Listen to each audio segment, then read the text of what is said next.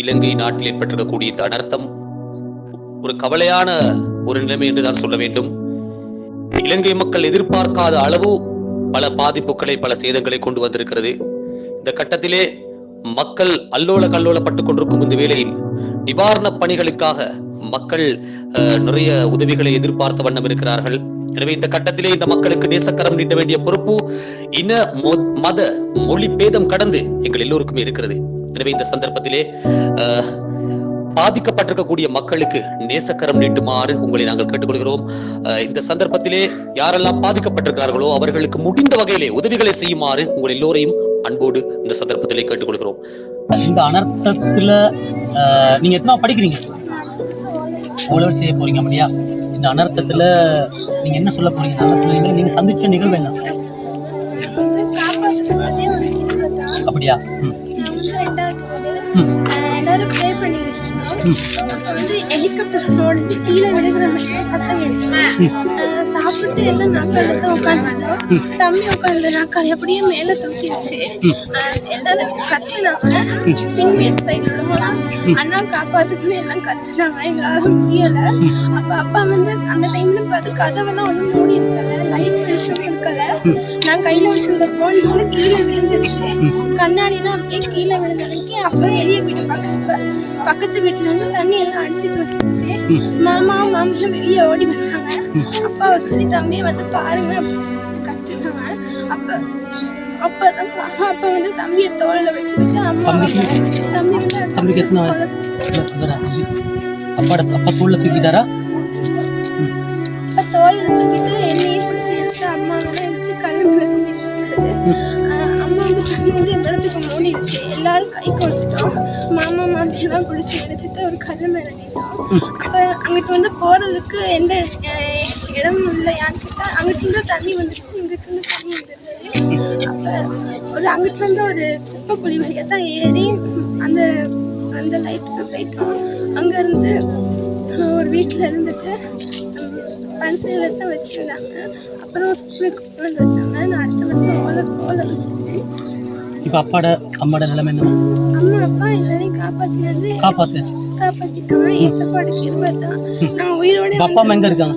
அம்மா இருக்காங்க. எங்கள் அம்மா கிட்ட அம்மா வாங்க. அம்மா இருக்கிறீங்களா? எப்படியோ காப்பாற்றி வந்துட்டீங்க. கடவுளுடைய நாட்டம். அப்பா இருக்காரு தானே? கடவுளுக்கு நன்றி சொல்லணுமா இல்லையா? உண்மையில இந்த சவால் வாழ்க்கையில் வந்து நீங்கள் சந்திச்ச ஒரு பெரிய ஒரு சவால். உண்மையில நீங்கள் எல்லாரும் இது பிறகு நல்லா படித்து நல்ல பிள்ளைகளாக முன்னுக்கு வந்து அம்மா அப்பாவுக்கு நல்ல பிள்ளையாக இருந்து இந்த மக்களுக்காக நாளை கட்டாயம் நல்லது செய்யும். அப்படி ஒரு எண்ணத்தை ஏதாவது உங்களை கடவுள் காப்பாற்றிருக்கிறாரு. மீண்டும் நீங்கள் ஏதாவது நல்லது செய்யறது. அப்பா வந்துட்டாரு. அப்பாவோட தான் நான் பேசினேன். அப்பாவோட தான் நான் அப்பாவை தான் சந்தித்தேன். நாங்கள் எல்லாரும் ஆரம்பத்தில் நாங்கள் வந்த நேரம் உண்மையிலே வந்து யாருமே இங்கே வந்திருக்கல, எந்த மீடியாவும் வந்திருக்கல. இவங்கெல்லாம் அவங்களோட உடல்களை தேடி எடுத்துக்கொண்டிருந்த கட்டத்தில் நான் நினைக்கிறேன் உங்களோட சந்திச்சு தான் தொடர்பு ஏற்படுத்தி தான் நான் வந்து தகவல்களை பெற்றுக்கொண்டேன். உண்மையிலே அந்த கவலையான நிலவரெல்லாம் நீங்கள் சொன்னீங்க. உண்மையிலே இன்றைக்கு உங்களோட குடும்பத்தை மீண்டும் இறைவன் உங்களுக்கு கொடுத்துருக்கான். குடும்பத்தில் இருக்கிறது இந்த மனைவியோட, இந்த பிள்ளைகளோட அன்பான ஒரு அப்பாவா, இந்த பிள்ளைகளை நல்ல ஒரு இடத்துக்கு கொண்டு வர ஒரு அப்பாவை உங்களால் வாழ்க்கையை கொண்டு போக முடியும். இன்னும் ஒரு வாழ்க்கை இறைவன் தந்திருக்கிறான். எனவே அந்த வாழ்க்கையை மீண்டும் நம்பிக்கையோட வாழ்ந்து பாருங்க. இது நான் இந்த சந்தர்ப்பத்தில் கேட்டுக்கொள்றேன். எனவே இந்த வாழ்க்கையை பாருங்க, இதுதான் லைஃப். இந்த லைஃப்ல வந்து இப்படி நிறைய விஷயங்கள் நடக்கலாம். சில நேரங்கள் எங்களோடு போகலாம், எதிர்பார்க்காத எங்களுக்கு கிடைக்கலாம். இருந்தாலும் கடவுள் தந்ததை ஏற்றுக்கொண்டு வாழ்வதுதான் வாழ்க்கை. அந்த நல்ல வாழ்க்கை, இவர்களுடைய வாழ்க்கை இன்னும் சுபிட்சமாக வேண்டும் என்று இங்க இருக்கக்கூடிய இந்த பிள்ளைகள் எல்லாருடைய வாழ்க்கையும், இங்க இருக்கக்கூடிய இந்த தாய் தாப்பன், நிறைய பாட்டிமார் தாத்தமார் இருக்காங்க. அவங்க எல்லாருடைய மனங்களிலும் இறைவன் இந்த ஆறுதலை கொடுக்க வேண்டும், நம்பிக்கையை கொடுக்க வேண்டும். அவங்களுக்கு இன்னும் ஒரு புதிய நம்பிக்கையும் வாழ்க்கையில ஏதாவது ஒரு மனதிலே ஒரு ஆறுதலை கொடுக்க வேண்டும் என்று நாங்கள் இந்த சந்தர்ப்பத்தில் பிரார்த்திப்போம். நன்றி. இன்னும் ரணங்களோடு கவலைகளோடு இருக்கக்கூடிய ஒரு குடும்பத்தை நான் சந்தித்தேன். உண்மையிலே வந்து 3 பேர் இருக்கிறாங்க. உங்களோட பேர் சொல்லுங்க. ஏழுமுகம். உங்களோட பேர்? கணேசன் சிவநாதன். அப்படின்னா நீங்க எல்லாம் அண்ணன் தம்பி உறவுமுறை. உண்மையிலே வந்து உங்களோட குடும்பத்துல நடந்தது என்ன? இந்த அனர்த்தத்துல உங்களோட குடும்பத்துல நான் நினைக்கிறேன் உங்களோட குடும்பத்துல பெரிய இழப்பை சந்திச்சிட்டீங்க இல்லையா? அதை பத்தி கொஞ்சம் சொல்ல முடியுமா? நாங்க வந்து சாதாரணமா 7 மணி இருக்கும். 7 மணி. அப்போ ஒரு 6, 5:30 மணி, 4-5 மணியை போல இவருக்கு கடைசி பாட்டியே சின்னவர் மண்ணூருக்கு இருக்கார். அவர் தான் படம் பிடிச்சி நம்மளுடைய பெரிய மகனுக்கெல்லாம் அனுப்பினார். வீட்டுக்கு தண்ணி வருது வந்து காப்பாத்துங்க டில்சானா அப்படின்னு சொல்லி கத்திருக்காரு. போன்ல ஆமஸ் பாஸ்போர்ட் போன்லேயே தான் இருக்கு. கத்த போல ஒருத்தரும் அந்த இடத்துல உதவி பண்ண ஒருத்தரும் இல்லை. எங்களுக்கும் வெளியே வர எல்லாத்துக்கும் ரைட்டும் இல்லை. சரியான மழை. அப்போ நானும் வீட்டுக்கு தான் இருந்தேன். நான் எந்த வீட்லையும் தண்ணி வந்துச்சு. நானும் என் வைஃபும் அள்ளி ஊற்றிட்டு இருக்கேன். அப்போ என் வைஃப் சொல்லுது என்னமோ பிளேன் சத்தம் போகிற மாதிரி சத்தம் கேட்குது. நான் சொன்னேன் இந்த நாள் கேட்கறது தானே அப்படின்னு. அதுக்கு பிறகு கடைசியில் டெஸ்டின்னு சொல்லி நம்ம இருக்காங்க. அவரை என்ன செஞ்சார், கொண்டாடி கூட ஓட்டி எல்லாம் கூட்டிக்கிட்டு வயல் பெரிய வயல் அதுல பிச்சுக்கிட்டு வந்து நம்ம லைஃப்பில் வந்து லயமெல்லாம் எங்கெல்லாம் போயிடுச்சு. உங்கள்கிட்ட நீங்களாம் வீட்டை விட்டு வெளியே வாங்கணும் சத்தம் போடணும்னா எங்களுக்கு தெரியும்.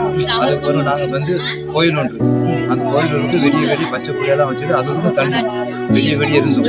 இருப்பவங்கள தான் மக்கிய நாள் காலையில் ஒரு 5:30 மணி 6 மணி இருக்கும். பன்சல் ஆம்பத்தூர் மாதிரிலாம் வந்து எங்களை கூட்டிகிட்டு பன்சலை பண்ணி பார்த்தாங்க. அங்கே வச்சிருந்து எங்களுக்கு உடுப்பு கொடுத்து நிவாரணம் கொடுத்து அங்கே வச்சிருந்து மக்கிய நாள் காலையில் 10 மணிக்கு தான் இங்கே அனுப்பும். அப்படி பார்த்த நேரம் என்ன நடந்துருச்சு உங்க குடும்பத்தில் நடந்துருச்சு? குடும்பத்தில் சொன்னா எங்களுக்கு விடிய ரவுவே எனக்கு ஒண்ணுமே தெரியாது. ஒருத்தர் அறிவிச்சு கொள்றதுக்கான சந்தர்ப்பம் இல்லை, வாய்ப்பில்லை.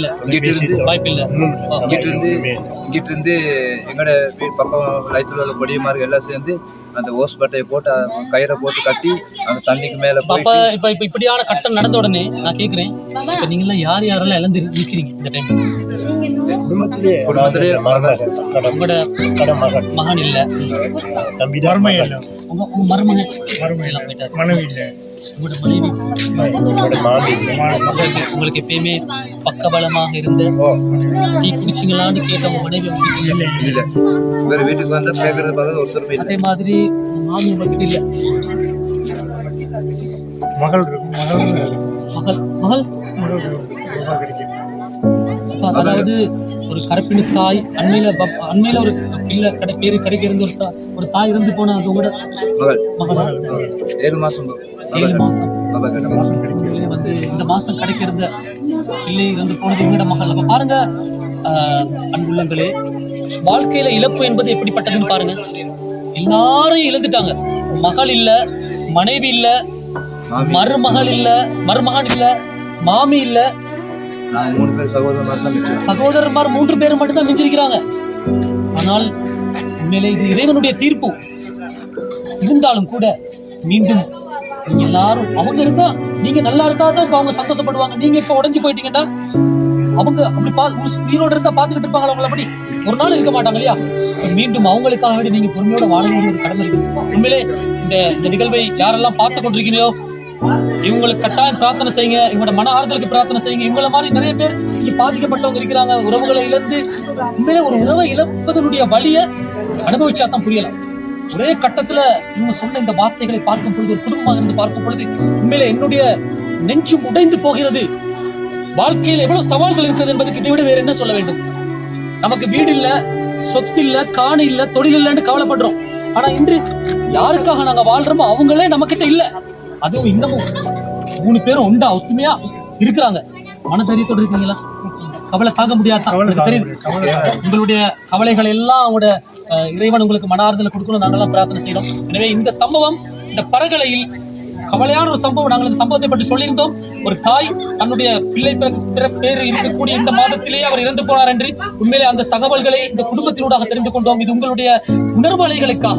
வாழ்க்கையில எது இருந்தாலும் என்ன இருந்தாலும் சில நேரங்கள்ல எங்களுக்கு தேவையானது இழந்துட்டா வாழ்க்கை எல்லாம் போயிடும். அதனால நாம மனிதர்களோடு இருப்போம், நல்ல மக்களோடு இருப்போம். அதுதான் எங்களோட வாழ்க்கை அப்படின்ற ஒரு தகவலை சொல்வதற்காக வேண்டி எங்களுடைய மனங்களை தைரியத்தை கொண்டு வருவோம்ன்றதுக்காக வேண்டிதான் இந்த செய்தியை சொல்றோம். உங்களுக்கு மனங்களுக்கு ஆறுதலும் தைரியமும் கிடைக்க வேண்டும் என்று நான் இந்த சந்தர்ப்பத்தை பிரார்த்திக்கிறேன்.